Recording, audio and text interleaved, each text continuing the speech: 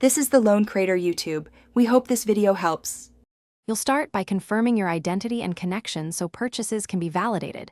Sign into settings at the top where your name appears.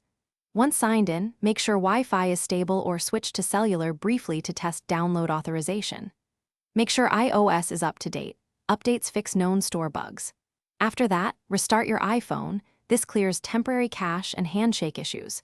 Now that basic checks are done, we move to receipts, subscriptions, and store sync to repair the media and purchases state. Next, restore purchase tokens and force a fresh sync so your content reappears. Open the affected app or the App Store and tap Restore Purchases when available.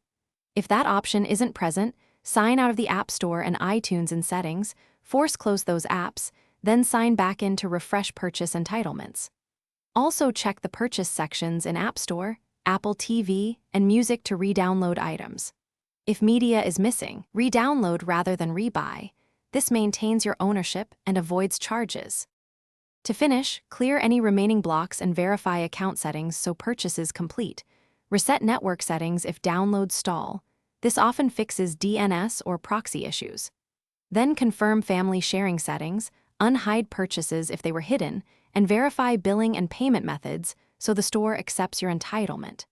If problems persist, gather receipts or order ID, then contact Apple support for account-side fixes. One troubleshooting tip: try a different Wi-Fi network or